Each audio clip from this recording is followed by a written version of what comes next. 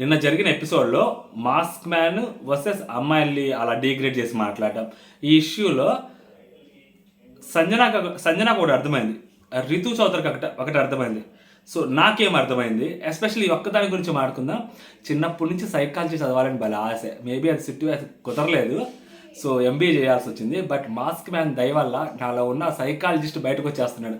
నాకు ఎలా అర్థమయ్యాడు mask man అనేది, ఎస్పెషల్లీ ఈ ఇష్యూలో మాస్క్ మ్యాన్ అవ్వచ్చు, సంజన అవ్వచ్చు, రితు అవ్వచ్చు, నాకు ఎలా అర్థమయ్యారు అనేది ఎక్స్ప్లెయిన్ చేస్తాను. ఆ వీడియోలో చూపించింది క్లియర్గా మాస్క్ మ్యాన్ ఏమన్నాడు, ఇమాన్యుల్ అని ఇట్లా అన్నాడు, ఆడవాళ్ళతో మాత్రం అతను ఫైట్ చేస్తారని.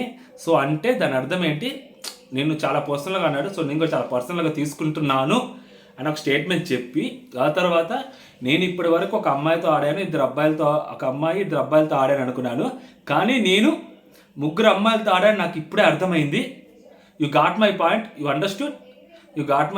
యు అండర్స్టూడ్, నేను ముగ్గురు అమ్మాయిలతో ఆడాను అన్న సంగతి నాకు ఇప్పుడే అర్థమైంది అన్నాడు. ఇది mask man. So mask man ఏంటంటే, ఇక్కడ మాస్క్ మ్యాన్తో ప్రాబ్లం ఏంటంటే, మాస్క్ మ్యాన్ ఎంత స్ట్రైట్ ఫార్వర్డ్నెస్ ఉంటాడు అంటే, ఇప్పుడు నాకు మాట అన్నాడు అనుకో, వెంటనే రిటార్డ్ ఇవ్వడు నాకు మాస్క్ మ్యాన్. కొంచెం సేపు ఆగి దానికి ప్రాపర్ కౌంటర్ ఎత్తుక్కొని, ప్రాపర్ సిట్యువేషన్ సెట్ చేసుకొని అప్పుడు కౌంటర్ ఇస్తాడు మాస్క్ మ్యాన్. అంత స్ట్రైట్ ఫార్వర్డ్ ఉంటాడు అనమాట. అంటే అది మాస్క్ మ్యాన్ దృష్టిలో, లేకపోతే మాస్క్ మ్యాన్ స్ట్రైట్ ఫార్వర్డ్ అనుకునే వాళ్ళ దృష్టిలో స్ట్రైట్ ఫార్వర్డ్నెస్ అంటే అదన్నమాట. ఇప్పుడు వెంటనే నువ్వు నన్ను తిట్టావు, నేను వెంటనే తిడతా, అది స్ట్రైట్ ఫార్వర్డ్నెస్. లేకపోతే నువ్వు నన్ను అన్నావు, నేను వెంటనే నేను క్వశ్చన్ చేస్తా, అది స్ట్రైట్ ఫార్వర్డ్నెస్. అలా క్వశ్చన్ చేయడు మాస్క్ మ్యాన్. పక్కకి వెళ్ళిన తర్వాత తనలో ఉన్నది అంత ఏదైతే కోపం ఉంటుందో అది కక్కుతా ఉంటాడు పక్కనకి వెళ్ళి. అప్పుడు ఏమైందంటే అది మాస్క్ మ్యాన్ చాలా నెగిటివ్గా కనిపిస్తాడు. ఓవరాల్గా అంతే. మీరు ఎక్కడైనా చూడండి, మాస్క్ మ్యాన్ మీద ఎవరైనా కౌంటర్ వేస్తే, లేదా సంజన గారు కానీ ఒక మాట మాట్లాడినా, మొన్న ఒక డిస్కషన్లో కూడా మాస్క్ మ్యాన్ వెంటనే రిప్లై ఇవ్వడు. వేరే టాపిక్ స్టార్ట్ అవుతుంది అన్నప్పుడు ఆ టాపిక్లో ఈ కౌంటర్ ఇస్తాడు. అప్పుడు లోపల అంటే కౌంటర్ వెంటనే రాదు మాస్క్ మ్యాన్కి, రాదు. అది మాస్క్ మ్యాన్ అనమాట. పాపం నిజంగా మాస్క్ మ్యాన్, నేను ఫస్ట్లో ఏం చెప్పాను, మాస్క్ మ్యాన్ డొల్లా. ఇప్పటికీ మాస్క్ మ్యాన్ డొల్లే. సీరియస్లీ మాస్క్ మ్యాన్కి మాట్లాడటం చేత రాదు. నేను అది చాలా గట్టిగా గమనించా. నేను ఫస్ట్ నుంచి అదే చెప్తుండే, ఇప్పుడు కూడా అదే చెప్తుండే. అండ్ ఇంకొకటి, సంజన గారు గేమ్ ఆడారు, సడన్గా గేమ్ ఆడారు, దొరికింది, ఆడుకున్నారు గేమ్. రితు చౌదరి కూడా గేమ్ ఆడింది. ఇప్పుడు రితు చౌదరి దగ్గరికి వచ్చేసరికి, రితు చౌదరికి ఆయన కాంటెక్స్ట్ ఎక్స్ప్లెయిన్ చేశాడు. ఆ అమ్మాయి బేసిక్గా సైలెంట్గా ఉండి ఉండొచ్చు. ఇప్పుడు ఆ అమ్మాయికి తెలిసిన కాంటెక్స్ట్ ఏదైతే ఉందో, ఆయన ఎక్స్ప్లెయిన్ చేసిన కాంటెక్స్ట్ ఏమైతే ఉందో, ఆ అమ్మాయికి ఏదైతే అర్థమైందో అది పైకి లేచి చెప్పింది. ఇప్పుడు ఆ అమ్మాయి ఏంటి, సో అందరిలో ఒకటిగా ఉంటుంది, వేరేగా ఉంటుంది. సో తను అట్లీస్ట్ తను బయట చెప్పింది అని చెప్పి ఒక గేమ్ ఉంటుంది. సో ఆ అమ్మాయిని ఇండివిజువల్గా చూడటం మొదలు పెడతారు, సపరేట్గా చూడటం మొదలు పెడతారు. అమ్మాయి తోపు అంటారు. సో అందరం అదే అన్నాము, ఇప్పటికి నేను కూడా అదే అంటున్నాను. సో అదే అమ్మాయి గేమ్ ప్లే, అమ్మాయి స్మార్ట్ ప్లే. నాకు బాగా నచ్చింది అది. యాక్చువల్లీ రైట్ టైంలో రైట్ స్టాండ్ తీసుకోవడం కూడా స్మార్ట్ ప్లేనే. సో అది ఆ అమ్మాయి స్మార్ట్ ప్లే. ఇటు సంజన గారు వచ్చేసరికి అసలు హైలైట్, అసలు ఈమెకి ఇంకొకలాగా అర్థమైంది. యాక్చువల్గా ఆ వీడియో చూస్తే సంజన గారికి ఏదైతే అర్థమైందో అందరికీ అదే అర్థమైంది. ఎందుకంటే రితు చౌదరికి ఎక్స్ప్లెయిన్ చేసింది వేరు, ఆయన ఇక్కడ నాకు సార్ ముందు మాట్లాడుతుంది వేరు, సంజన గారికి మనకి చూసే వాళ్ళకి అర్థమయ్యేది వేరు, ఆ రోజు అసలు ఇమాన్యుల్ మాట్లాడింది వేరు. అన్నీ వేరు స్టేట్మెంట్లు, స్టేట్మెంట్లని మనం డాట్లుగా కలుపుకుంటే ఒక ఒక ఒక సర్కిల్లోకి తీసుకొస్తే స్టేట్మెంట్స్ అన్నిటినీ మాస్క్ మ్యాన్ డిఫరెంట్ వేస్లో మాస్క్ మ్యాన్ కాంట్రడిక్టింగ్ చేసుకుంటూ వచ్చారు ఒక్కొక్క స్టేట్మెంట్ తను మాట్లాడింది. ఫైనల్గా సంజన గారికి ఏమర్థమైంది, సంజన గారు క్లియర్ స్టేట్మెంట్ పాస్ చేశాడు, చాలా బలంగా స్టేట్మెంట్ పాస్ చేశారు. సంజన గారు ఏమన్నారు, డైరెక్ట్గా ఆ అమ్మాయి తనూజాని చాలా డీగ్రేడ్ చేసి మాట్లాడారు సార్, ఆడవాళ్ళతో నేను మాట్లాడేది ఏంటి అన్న రేంజ్లో తనూజాని చాలా డీగ్రేడ్ చేశారు. దానికంటే దారుణంగా ఇద్దరు అబ్బాయిల్ని, అసలు వాళ్ళ అబ్బాయిలే కాదు సార్, వాళ్ళ అమ్మాయిలతో సమానం నా దృష్టిలో అని చెప్పాడు సార్, అది ఈ గ్రేడ్ సార్ అని చెప్పింది ఆమె.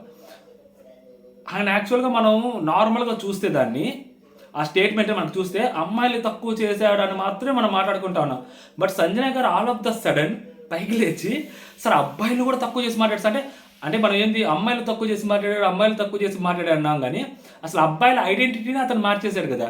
దాని గురించి ఇప్పుడు ఎవరు మనం మాట్లాడలేదు. ఆ వీడియో ఆ రోజు ప్రోమో చూసినప్పుడు కూడా అమ్మాయిలు తక్కువ చేశాడు అంటున్నాం, కానీ అబ్బాయిల ఐడెంటిటీని మార్చాడు ఆయన.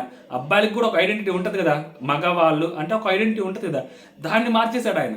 సో ఇప్పుడు అబ్బాయిల మనోభావాలు కూడా దెబ్బతింటాయి కదా, ఆ అబ్బాయిల మనోభావాలు దెబ్బతిన్నాయిరా, చూసుకోండిరా మీరు అని చెప్పి చెప్పకనే చెప్పింది సంజన అక్కడ. సార్ ఈ గ్రేడ్ చేశారు సార్ అని చెప్పి. ఆ గేమ్ ఆడింది. ఎందుకు గేమ్ ఆడింది? సో అప్పటి వరకు హరిత హరీష్ తోటి మంచిగా మాట్లాడినామా, హరిత హరీష్ పక్కన పెట్టుకున్నామా, ఓకే ఈయన కంప్లీట్గా ఈ స్టేట్మెంట్తో నెగిటివ్ అయిపోయి ఉంటాడు. సో అనవసరంగా ఇప్పుడు ఈయనతో మన ఫ్రెండ్షిప్ చేసినా కానీ, మనం యాజ్ ఏ లేడీగా మన ఫ్రెండ్షిప్ చేసినా కూడా మనం ఇబ్బందులు పడతాము. సో మనం ఇక్కడ క్వశ్చన్ చేయాలి. ఆయన మన ఫ్రెండ్ అని క్వశ్చన్ చేయకపోతే మనకి బాగోదు. ఇప్పుడు మనం క్వశ్చన్ చేద్దాం గట్టిగా, ఒక క్వశ్చన్ చేసి ఒక నెరేటివ్ సెట్ చేద్దాము. తర్వాత రేపు ఏవైనా ఆయన మనతో మాట్లాడకపోయినా మనకేం ప్రాబ్లం లేదు. ఆయన వైపు నుంచి అందరూ అనుకుంటారు తప్పితే నా వైపు నుంచి ఎవరు అనుకోరు అన్న థాట్ సంజన గారిలో ఉంటుంది. రైట్ టైంలో క్వశ్చన్ చేసింది, తన ఫ్రెండ్ అయినా తన క్లోజ్ అయినా కానీ రేపు పొద్దున ఆమె స్టేట్మెంట్ యూస్ చేసుకుంటుంది ఎక్కడైనా. హరిత హరీష్ నాకు ఫ్రెండ్, బట్ ఆ రోజు ఆయన తప్పు చేసి నేను క్వశ్చన్ చేశాను కదా అని ఎప్పుడైనా వాడుకోవచ్చు. చాలా వెయిట్ అయిన స్టేట్మెంట్ ఇది, ఆమె చేసిన పని. సో ఆమె ఎప్పుడైనా వాడకూడదు. చూసి గేమ్ ఆడింది అనిపించింది నాకు. ఎప్పుడు ఎక్కడ బాగా అనిపించింది అంటే, అప్పటి వరకు అమ్మాయిల వైపు నుంచి ఆలోచిస్తున్నాం మనకి, ఎస్పెషల్లీ నాకు అబ్బాయిల వైపు నుంచి ఎందుకు ఆలోచించారా మీరు, మిమ్మల్నే కదా డీగ్రేడ్ చేసింది అని చెప్పేసరికి అవును కదా అని అనిపించింది నాకు. అండ్ మాస్క్ మ్యాన్ ఏంటంటే, నేను క్వశ్చన్ చేస్తున్నాను సార్, ఆ స్టేట్మెంట్ నేను క్వశ్చన్ చేస్తానని మాస్క్ మ్యాన్ అంటాడు. స్టేట్మెంట్ని క్వశ్చన్ చేసుకోలేదు, స్టేట్మెంట్కి స్టేట్మెంట్ క్వశ్చన్ చేయలేదు, అసలు వాళ్ళ స్టేట్మెంటే పాస్ చేయలేదు. వాళ్ళకు ఒక మాట అన్నారు, ఆ మాటకి కౌంటర్ ఇచ్చాడు.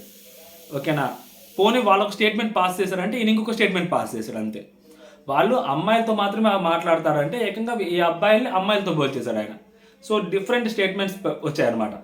సో మాస్క్ మ్యాన్కి చాలా గట్టిగా పడింది. ఇప్పుడు మాస్క్ మ్యాన్ని రేపు పొద్దున నామినేట్ చేస్తారా లేదా, ఓకేనా చేస్తారా చేయరా అంటే మెజారిటీ నేనేమనుకుంటున్నానంటే, నాకేమనిపిస్తుంది అంటే ఆ ప్లేస్లో మనం ఉంటే ఏం చేయాలంటే దీన్ని వదిలేయాలి, దీన్ని నామినేషన్ చేయకూడదు.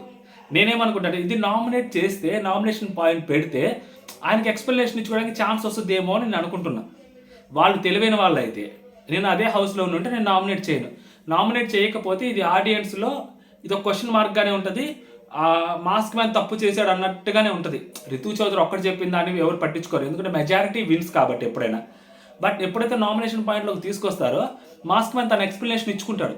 సో ఎప్పుడైతే మాస్క్ మ్యాన్ ఎక్స్ప్లెనేషన్ ఇవ్వడం మొదలు పెడతాడో 100 మంది నమ్మున్న వాళ్ళలో కనీసం ఒక 20 మంది 30 మంది అయినా కానీ అరే పాపం ఇతని వైపు ఇది అనుకుంటారులే, మేబీ ఆ కమ్యూనికేషన్ గ్యాప్ అయి ఉండొచ్చు, అతనికి అంత లేకపోయి ఉండొచ్చు, ఆడవాళ్ళ మీద అంత దారుణమైన ఒపీనియన్ అతను పాస్ చేయకపోయి ఉండొచ్చు, ఆ ఇంటెక్షన్ అతను కాకపోయి ఉండొచ్చు అనే థాట్ వస్తుంది అనమాట.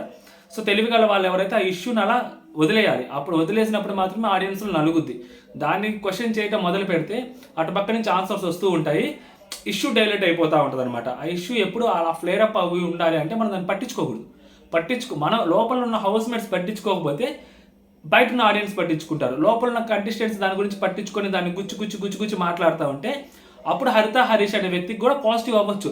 వీళ్ళేంట్రా ఒక విషయం పట్టుకొని ఇంతసేపు మాట్లాడుతారు, ఆ రోజు హోస్ట్ మాట్లాడారు, ఆ రోజు అందరూ మాట్లాడారు, మళ్ళీ ఈ రోజు మాట్లాడారు, రేపు మాట్లాడారు, ఎల్లుండి మాట్లాడారు, పాపం ఒక చిన్నదానికి ఎందుకు అనే పాపం అనే వర్డ్ వచ్చేస్తుంది. ఎప్పుడైతే పాపం అనే వర్డ్ వచ్చిందో ఆబ్వియస్లీ మనకు తెలుసు కదా ఏం జరిగిందో, సింపతి క్రియేట్ అయితే ఏం జరిగిందో రెస్ట్ ఈస్ హిస్టరీ. సో ఇదన్నమాట నాకు అనిపిస్తుంది. సో ఎంతమంది వాళ్ళు తెలివిగా ఆలోచిస్తారు అనేది చూడాలి, ఓకేనా. నాకైతే మాత్రం కంటెస్టెంట్స్ తెలివిగా ఆలోచించారా అనేది డౌట్. బట్ సంజన గారు మాత్రం అసలు నెక్స్ట్ లెవెల్ స్టేట్మెంట్ పాస్ చేశారనిపించింది, బ్లాక్ చేశారనిపించింది నిజంగా seriously. Ritu Chowdary smart play seriously, అంటే అమ్మాయికి అర్థమైంది, అమ్మాయి స్టాండ్ తీసుకున్న విధానానికి. సో మెజారిటీ అంటే ఈవెందో ఆ అమ్మాయిల్ని అన్నాడు అన్న క్లియర్గా మనకి ఎవిడెంట్గా కనిపిస్తున్నా, అతను ఏ కాంటెక్స్ట్లో అన్నాడు అనేది ఆ అమ్మాయికి ఎక్స్ప్లెయిన్ చేసిన విధానం, ఆ అమ్మాయి అక్కడ అందరి ముందు ధైర్యంగా పైకి లేచి చెప్పింది కదా, ఆ గట్స్కి మెచ్చుకోవాలి ఆ అమ్మాయిని. సో అదే ఆ అమ్మాయి తెలివితేటలు, ఇది సంజన గారి తెలివితేటలు, ఓవరాల్ హౌస్ మేట్స్ తెలివితేటలు ఏంటనేది మనకి ఎపిసోడ్ చూస్తే క్లియర్గా అర్థమవుతుంది. ఓకే, మీకేమనిపించింది? హౌస్ మేట్స్ మాస్క్ మ్యాన్ని రేపు నామినేట్ చేస్తారా లేదా? మీకేమనిపిస్తుంది మీరు కామెంట్ చేయండి. నాకైతే మాత్రం నామినేట్ చేయకపోతేనే బెటర్ అనిపిస్తుంది. సో మీరు కూడా కామెంట్ చేయండి. ఓకే, జై హింద్.